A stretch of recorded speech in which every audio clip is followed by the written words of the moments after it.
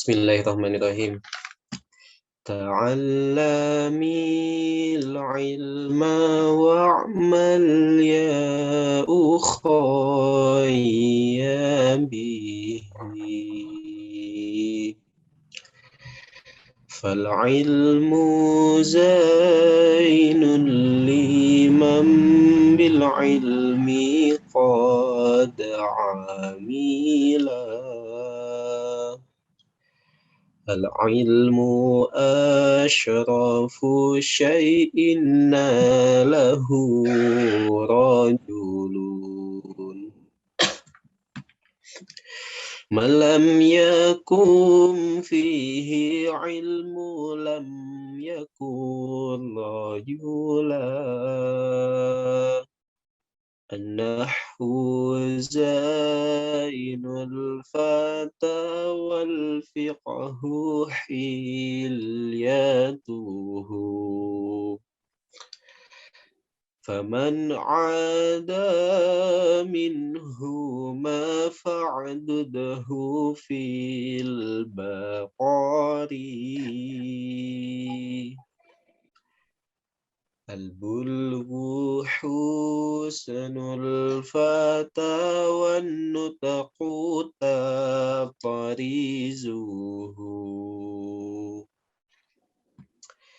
Faman khala minhuma fa'dudhu fil humuri.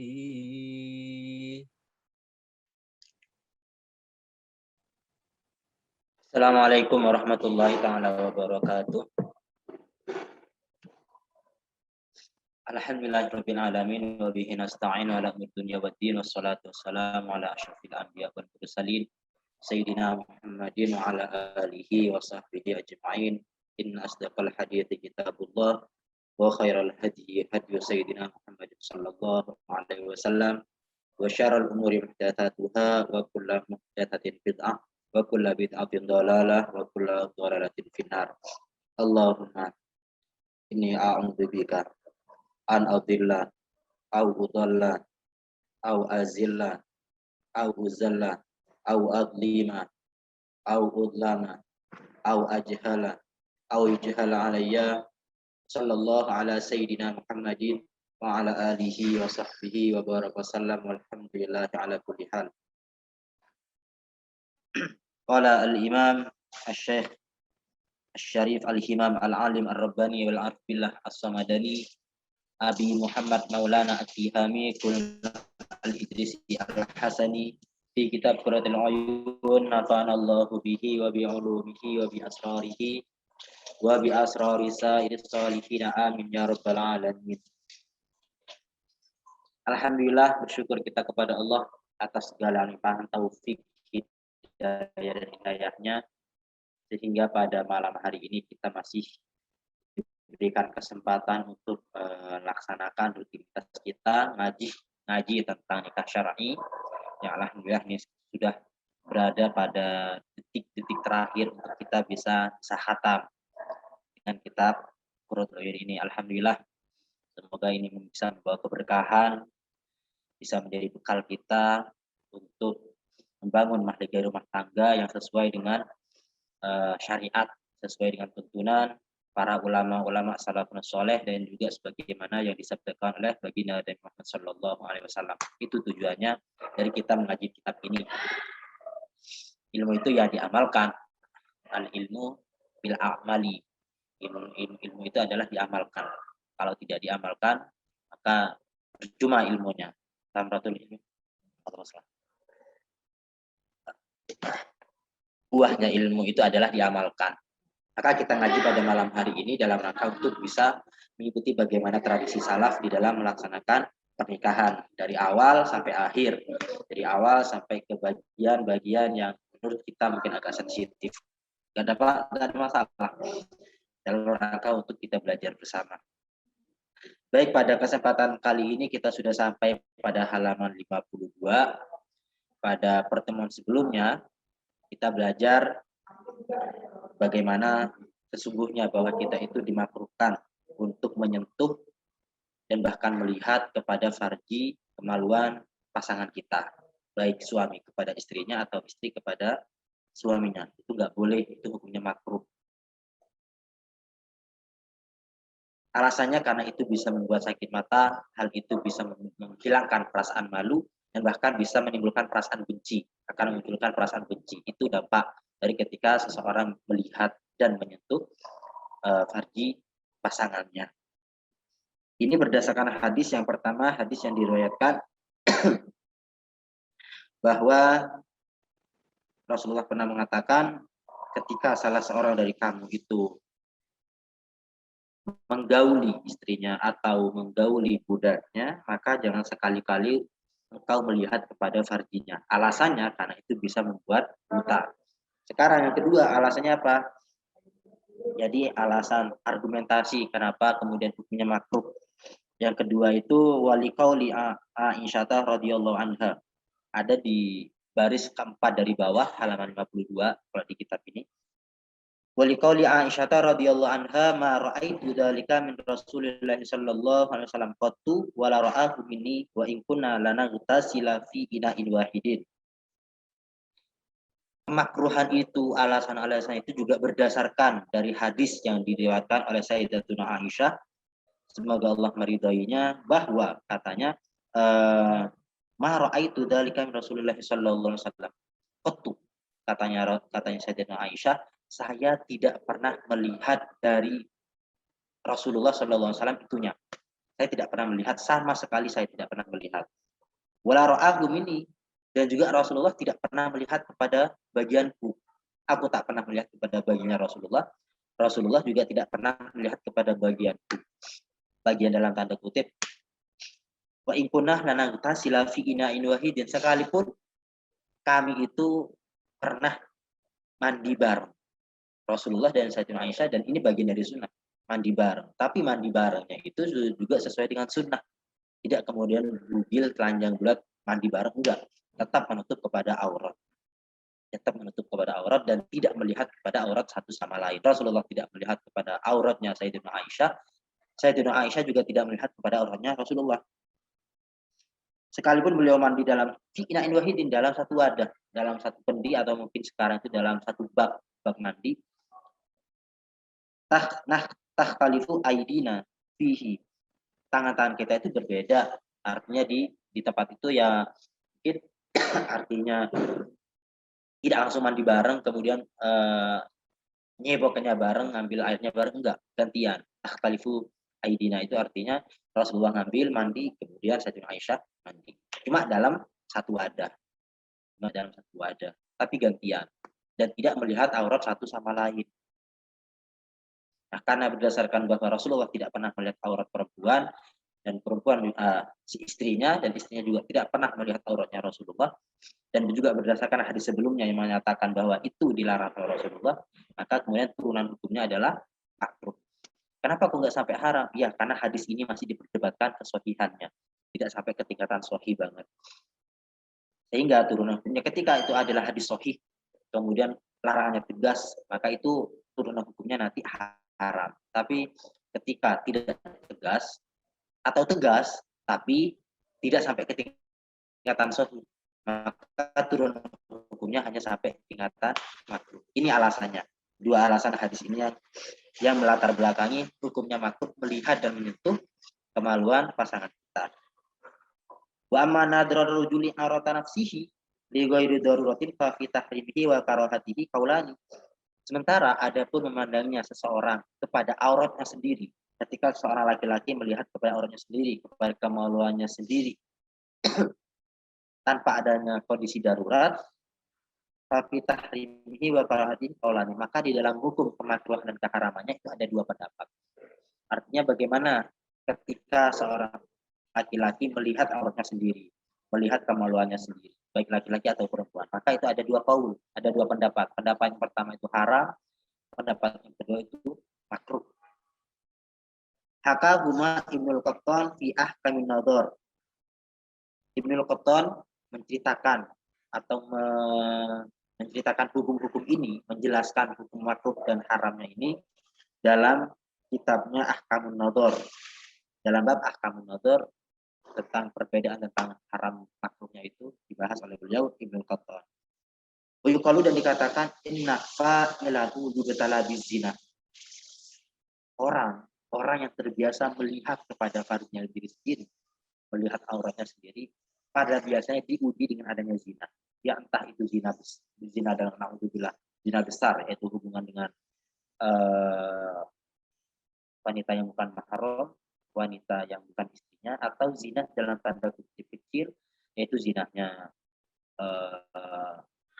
amal rajul biyadihi, menggunakan tangannya atau dijepitkan ke yang lainnya, itu kan bagian dari zina kecil, itu juga bagian dari zina. Itu akan diuji dengan itu orang-orang yang sering melihat pada auratnya.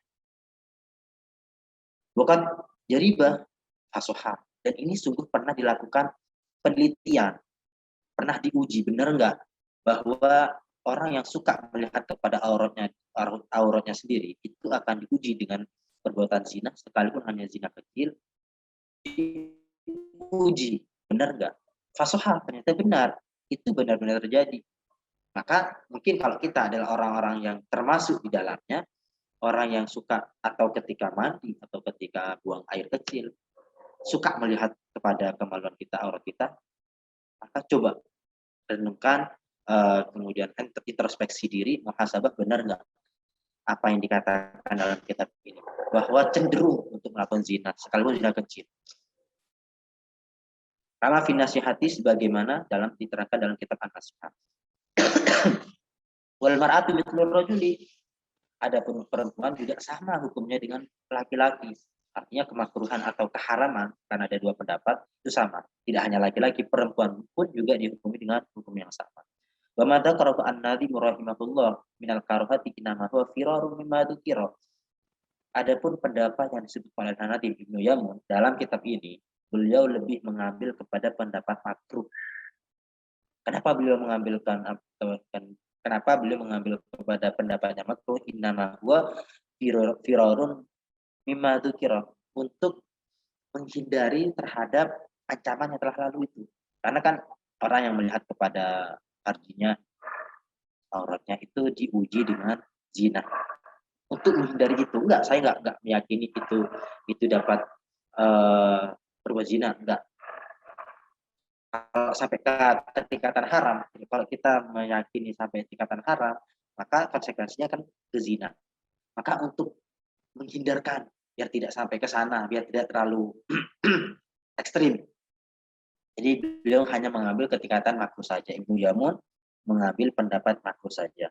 Wa ma fi syar'in fa huwa jaizun, sementara sebenarnya dalam syariat itu hal yang dibolehkan saja.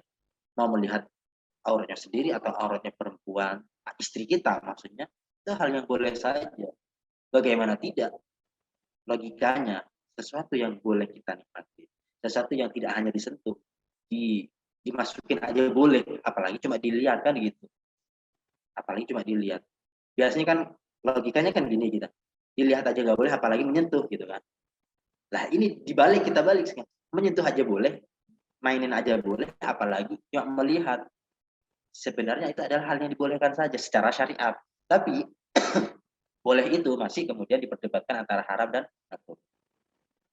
Kama asyara lidzalika fil mukhtasari bi qawlihi wa halala lahum hatta nadra al-farji kal milki. Dan itu ditunjukkan dalam kitab Al-Mukhtasar bahwa wahalla lahuma hatta nadral farj, boleh keduanya menyentuh bahkan melihat kepada auratnya perempuan, istri kita atau suami kita, itu hal yang dibolehkan saja, itu halal, itu boleh.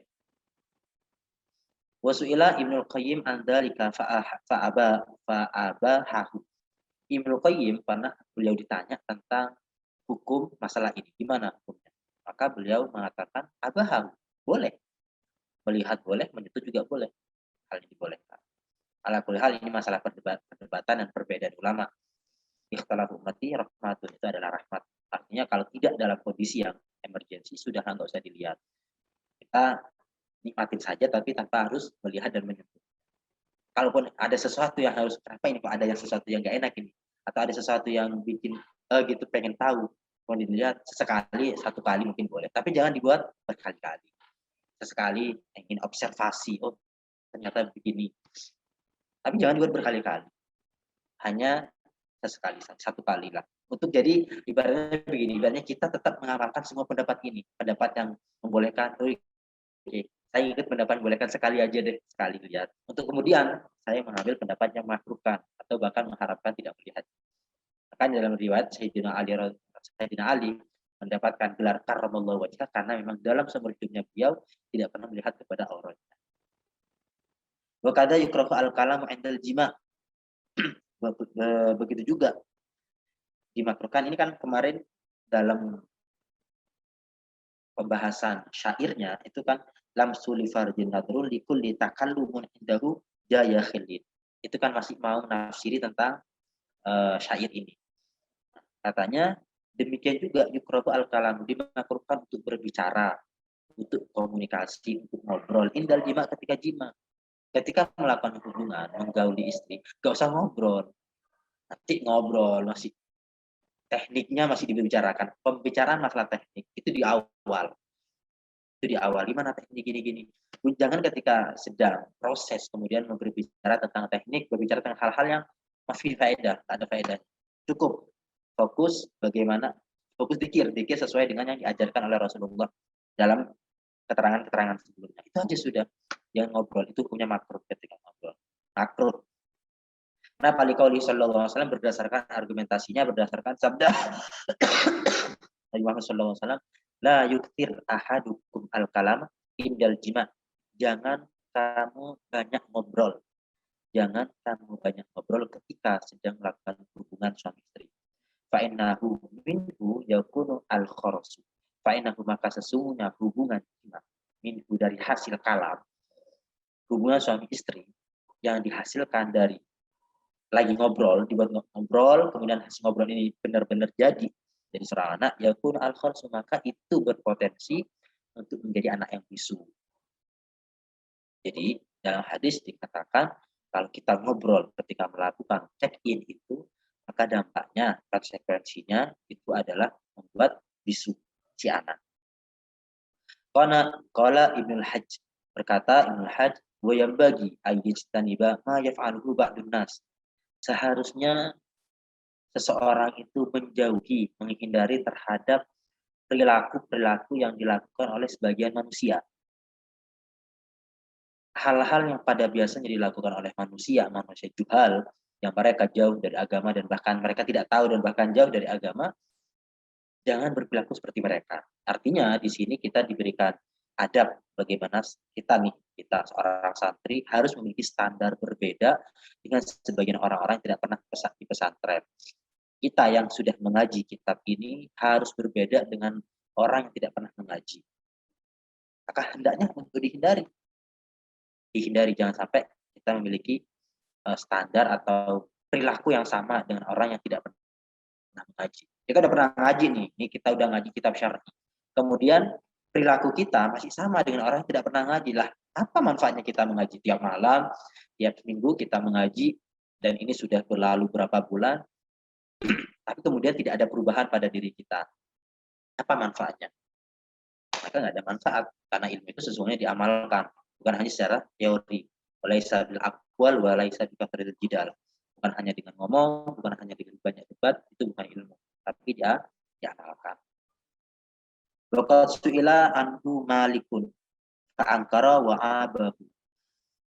Imam Malik pernah ditanya tentang tentang masalah ini, tentang melihat dan tentang nadar, tentang kalam, tentang berbicara. Maka beliau mengingkarinya. Beliau mengingkari dan menganggap ini adalah suatu aib. Itu aib. Bahwa nakhirul sabtu. Itu omongan yang nggak baik. Sekalipun yang diomongin adalah sesuatu obrolan yang mungkin memang tidak mengandung maksiat, tapi masih dianggap itu obrolan yang tidak baik. Katanya Imam Malik. Qala Ibnu Rushd, innama kuriha dzalika li'annahu lam yakun man min amalin man madha. Kenapa ini kok dimakruhkan? Ibnu Rushd kemudian menjawab, karena hal ini tidak pernah, lam yakun bahasanya, tidak pernah terjadi oleh orang-orang sebelumnya. Ulama-ulama, para rijal, para orang-orang soleh sebelumnya tidak pernah melakukan hal ini. Karena tidak pernah melakukan hal ini, kemudian ada hadis berdasarkan itu, maka dimakruhkan. Maka kita hendaknya berjalan di jalannya para salaf-salaf. Itu makalah wahdar minal jima'i kurhan wajtanib ifrada khirqatin li farjaini ijtanib. Wahdar, hati-hatilah, waspadalah minal jima'i dari melakukan hubungan suami istri kurhan dalam kondisi terpaksa. Sekalipun itu adalah istri kita, terpaksa itu hendaknya dihindari. Wajtani dan hendaklah jauhilah olehmu ifrada khirqatin untuk menjadikan satu khirqah, satu helai kain di farja ini untuk mengusap buah farji. Ijtanib jauhilah oleh. Apa maksudnya? Akhbar rahimahullah anna yukrahu lizawji ayyatiya zawjatahu min ghairi an tatiba nafsuha. Ibnu Yamun di sini menjelaskan bahwa katanya dimakruhkan bagi seorang suami, makruh hukumnya bagi seorang suami menggauli istrinya min ghairi an tatiba nafsuha, tanpa istrinya itu sedang enggak enak. Dia sedang enggak mood, dia sedang tidak bernafsu, atau dia sedang tidak badannya enggak enak. Tatiba nafsuha itu bad mood gitu lah. Sedang tidak bad mood, sedang lelah, kemudian diajak, itu hukumnya makruh. Itu hukumnya makruh, sekalipun boleh, tapi itu makruh hukumnya. Dan konsekuensinya, tapi masih ada konsekuensi bagi seorang istri yang menolak, tetap dia bagaimana penjelasan sebelumnya dilaknat oleh para malaikat. Tapi bagi si suami, ketika dilaknat sama malaikat, gimana hukumnya suaminya? Berarti suami ini benar-benar merdeka gitu kan, seolah-olah sudah benar-benar ladangnya dan dia bebas kapan dan di manapun dia mau. Enggak, masih ada hukum-hukum. Ternyata makruh hukumnya bagi seorang suami yang mau menggauli istrinya dalam kondisi dia lagi bed. Li'anna dzalika yufsidu 'alaiha dinahu wa aqlaha. Karena dinaha wa aqlaha. Karena sesungguhnya hal tersebut ketika istri sedang kondisi bad mood, sedang capek, sedang lelah, sedang enggak bernafsu, kemudian diajak oleh seorang suami, itu akan merusak kepada agama dan juga akalnya. Akan merusak kepada agama dan akal. Warubama tasyawwaqat li ghairihi, dan kadang ketika dia sudah dalam kondisi yang gak enak, paksa terus-menerus, itu membuat dirinya ingin mencari orang lain. Artinya dia hanya merindukan orang lain. Merindukan laki-laki lain, atau bahkan dia mencintai laki-laki lain karena sudah tidak merasa nyaman dengan suaminya. Suami yang terus-menerus mendesak istrinya seperti itu, maka berpotensi istri ini akan lari dari suaminya mencari laki-laki yang bisa memahami dirinya.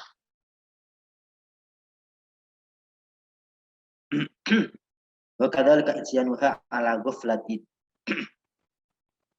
Demikian juga makruh hukumnya ketika mendatangi istri itu dalam kondisi dia sedang ghaflah, sedang lalai. Artinya si istri sedang tidur, suami kemudian menggauli, atau dalam kondisi dia sedang mabuk, orang sedang mabuk dia kan nggak ada akalnya, sedang lalai.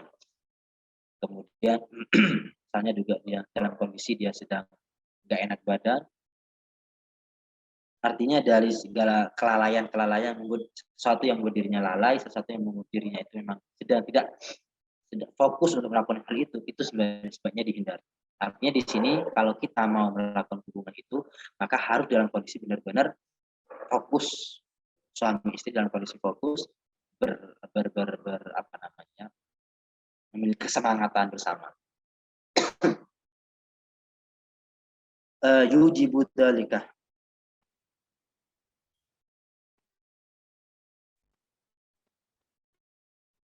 Artinya orang yujibu dzalika, artinya ketika orang menggauli istrinya dalam kondisi dirinya lalai, itu juga akan mengakibatkan seorang istri akan lari dari suaminya, dia akan mencintai orang lain, dia akan mencari laki-laki lain.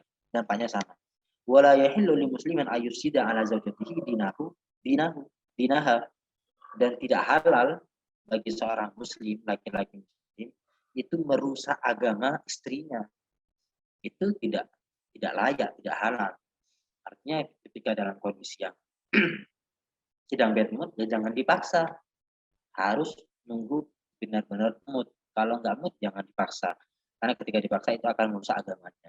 Dan ketika merusak agamanya, itu dilarang dalam agama. Suami itu dilarang untuk merusak agama istri.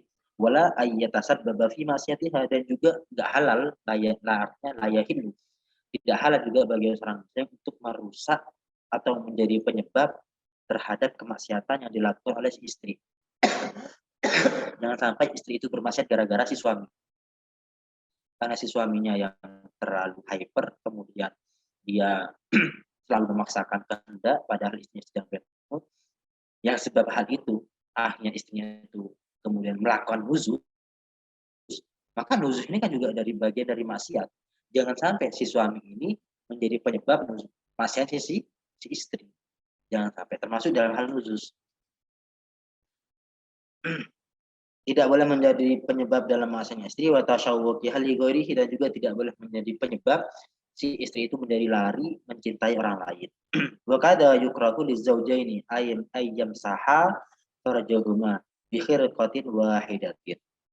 Makruh juga hukumnya bagi suami istri itu untuk menggunakan satu kain untuk mengusap farji. Ibaratnya ketika misalkan selesai melakukan hubungan, misalkan ada sesuatu yang harus dilap, maka tisu, katakanlah tisu yang digunakan untuk mengusap kemaluan laki-laki, jangan kemudian digunakan untuk si istri. Jadi punya masing-masing. Bahasanya di sini khilqah, mungkin kalau konteks sekarang adalah tisu yang telah digunakan oleh laki-laki jangan digunakan lagi oleh si perempuan. Begitupun sebaliknya, kalau sudah dipakai si istrinya jangan dipakai si suami. Di anna dzalika yuaddi ilal baghdha, karena itu akan menyebabkan kepada kebencian.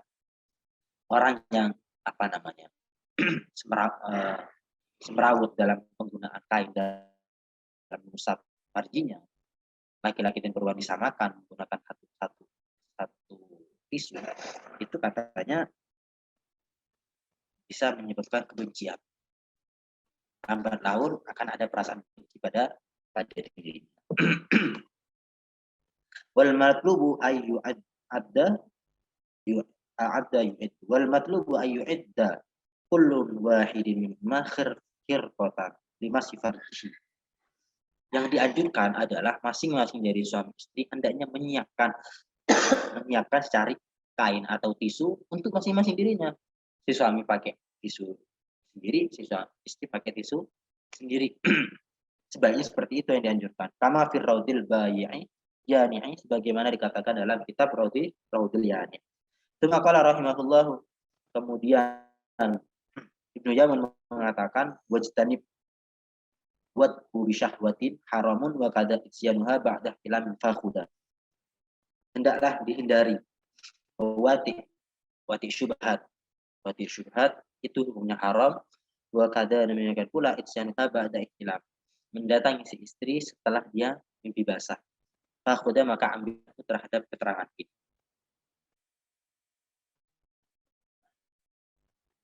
Maksudnya gimana? Akhbar rahimahullah anna zawja yahrumu alaihi ayyatiya zawjatahu wa yaj'ala baina ainaihi ghairaha. Wah, ini yang mungkin sering dilakukan oleh sebagian orang. Bahwa anna zawja yahrumu alaihi ayyatiya zawjatahu, bahwa seorang suami itu hukumnya haram. Haram hukumnya bagi seorang suami mendatangi istrinya, wajah baina ainaihi, dan menjadikan dalam pandangannya atau dalam benaknya goiroha kepada wanita lain. Mendatangi istrinya tapi dia membayangkan orang lain, atau yang dilihat adalah orang lain. Kitanya si fulan, si A, menggaulinya oleh si A, tapi ketika menggauli kita membayangkan wajah artis. Oh begini, artis begini. Itu hukumnya haram, membayangkan orang lain. Membayangkan orang lain dalam hubungan domestik itu hukumnya haram. Lianna dzalika naun minaz zina. Hal itu bagian dari zina. Bagian dari zina juga adalah ketika mendatangi istrinya dan dia membayangkan wanita lain.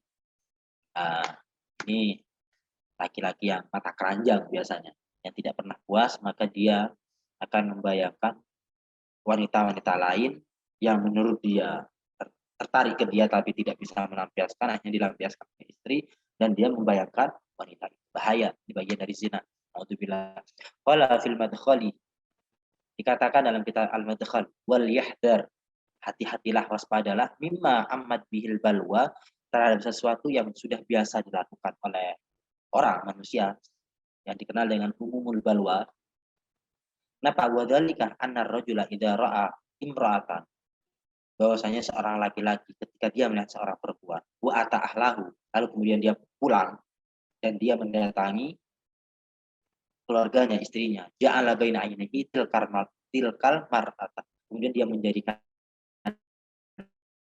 dalam pandangannya dan benaknya adalah wanita yang telah melihat wanita, oh saya melihat fulana cantik sekali, bagus sekali, soleh, dan dia bernafsu kepada si fulana. Dia sudah punya istri dan dia pulang, dia mendatangi istrinya membayangkan bahwa yang diterima adalah wanita yang telah dilihat tadi.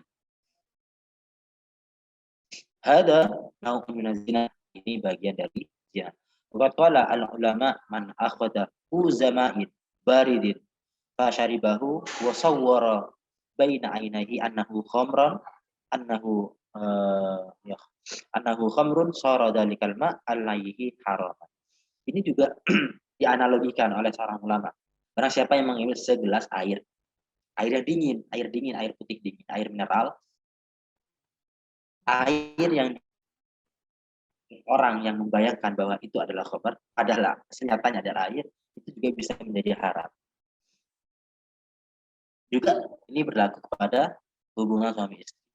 Wal mar'atu karrajuli, bagaimana pertanyaannya ketika misalkan perempuan digauli oleh suaminya tapi dia membayangkannya wah sedang digauli sama Syahrukan, atau ulama maaf, atau membayangkan apa orang-orang Korea, orang-orang India, orang-orang Arab, orang-orang yang good looking gitu.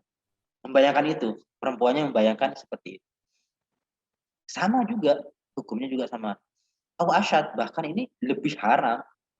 Artinya lebih haram, lebih bahaya si istri daripada si suami ketika membayangkan orang lain ketika dia melakukan hubungan. Wa kadza yukrahu lizauji ayyati zaujatahu ba'da dal ihtilam. Demikian juga dimakruhkan bagi seorang suami menggauli istrinya setelah dia mimpi basah. Tidur. Dalam tidurnya dia mimpi basah. Kemudian setelah mimpi basah dia terbangun dan ingin ingin melakukan hubungan dengan istrinya. Mungkin sebagai representasi dari apa yang telah ada dalam mimpinya.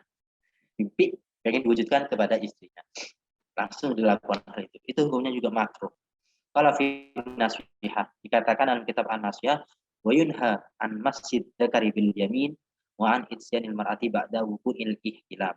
Dilarang dalam kitab An-Nasihah, dilarang menyentuh zakarnya menggunakan tangan kanan, dan juga dilarang untuk mendatangi istrinya setelah dia mimpi basah.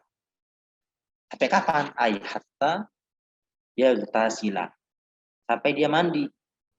Jadi kalau dia mimpi basah, mandi dulu, mandi wajib, baru kemudian mendatangi si istri. Au yaghsila farjahu, atau setelah dia membasuh farjinya.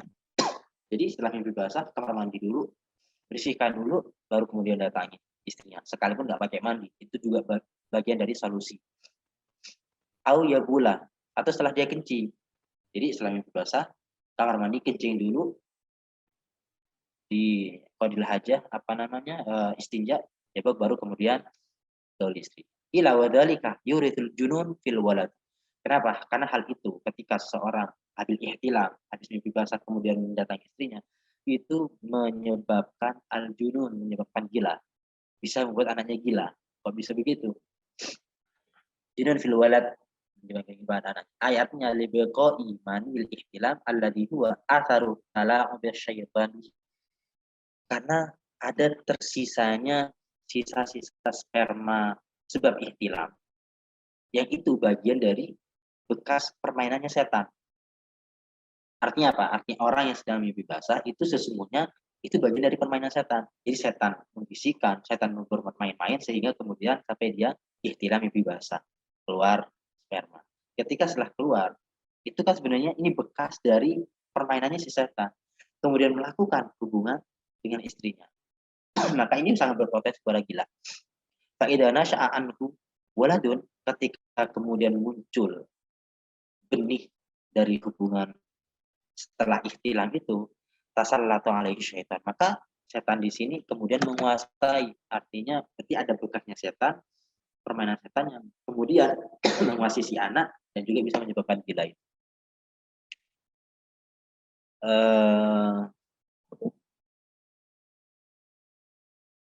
Lanjut dulu. Faedah qala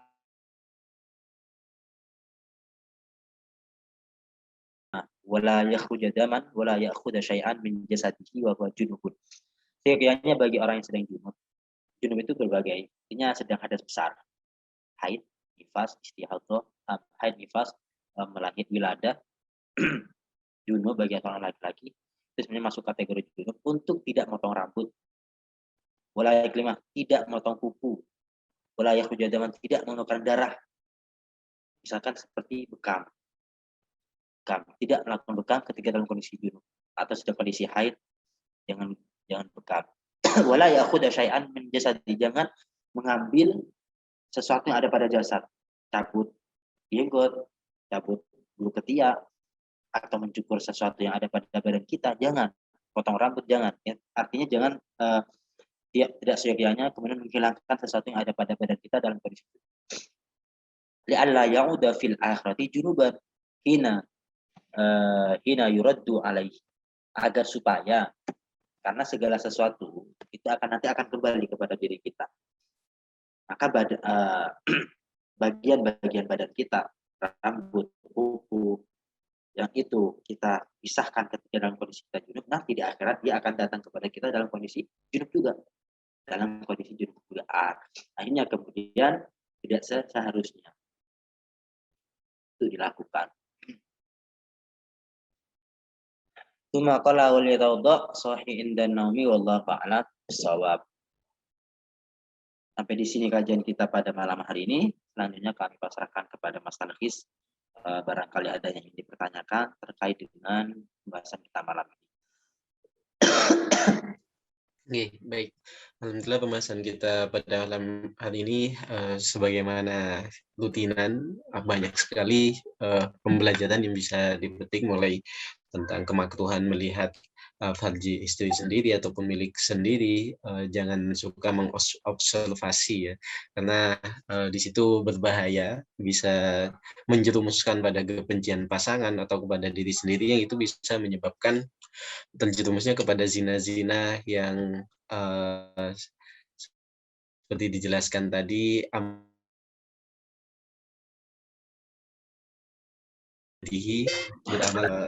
tadi juga disinggung terkait bagaimana keharaman ketika membayangkan orang lain ketika, karena air yang dibayangkan hamar pun itu bisa menjadi haram. Jadi perlu sangat kehati-hatian. Mungkin dari teman-teman masih ada pertanyaan atau yang dibingungkan terkait penjelasan tadi, monggo dipersilahkan.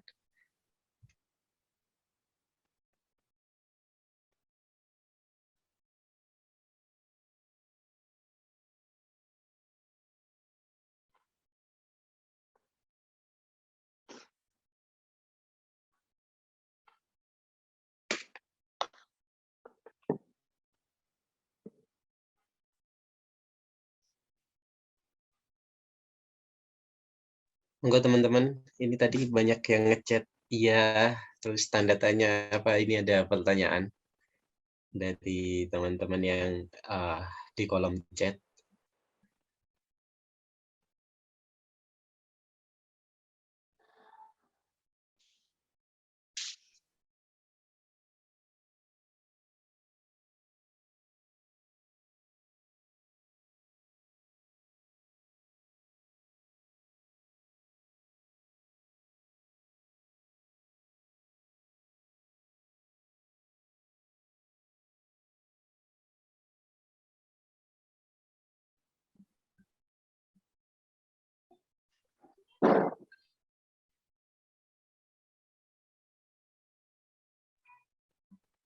Enggak teman-teman, jika masih ada yang dibingungkan atau punya pertanyaan di luar pembahasan juga tidak masalah.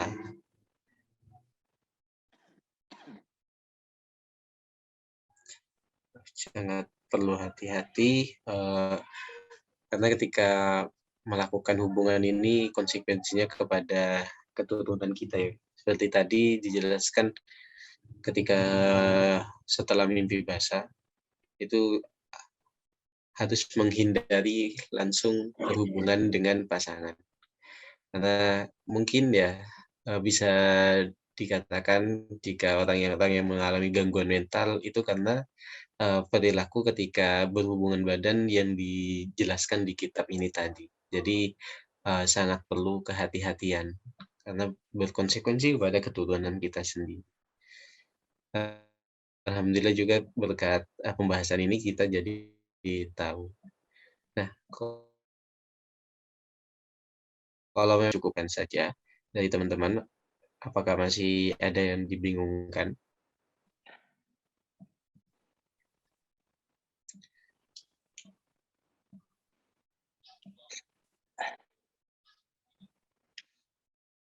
Sepertinya nggak ada, Ustaz. Apa?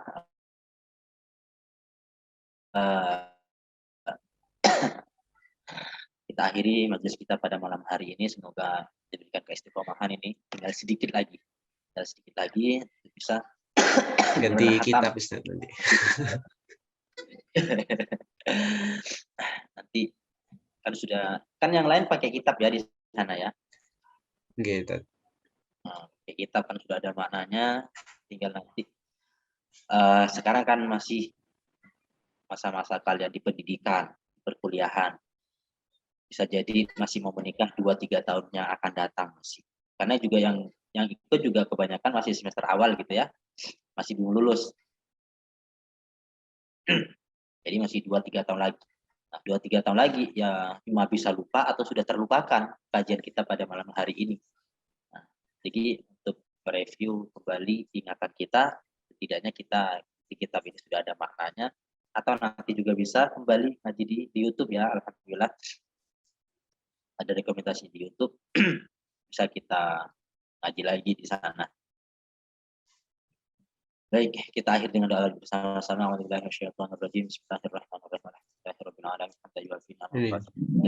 Ya Rabbana lakal hamdu kama yanbaghi li jalali wajhika wa Allahumma shalli ala sayyidina Muhammad wa ala ali sayyidina Muhammad. Allahumma ya Allah ya Qadir ihsan ya Daimana ya Qadir jud ya Rasulullah ya Khatir rizqi ya Jannah ya Allah ya Jal. Salli ala sayyidina Muhammad wa alihi wa sallim wa rabbana sahabat ajma'in. Allahumma wa lakal manqad wa rabbuna haqqa wa anta lam tazal bidzalika ahla ya munassir kul asir ya jabbar Amin.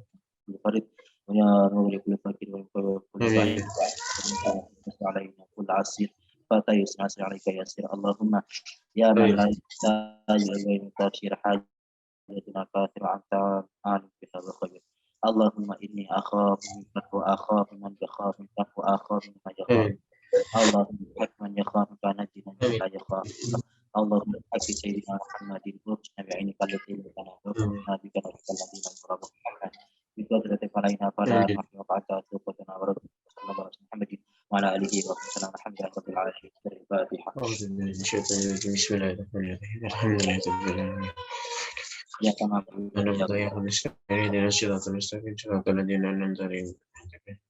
Amin.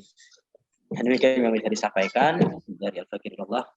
Assalamualaikum warahmatullahi wabarakatuh. Waalaikumsalam warahmatullahi wabarakatuh. Jazakumullah khairan Ustaz.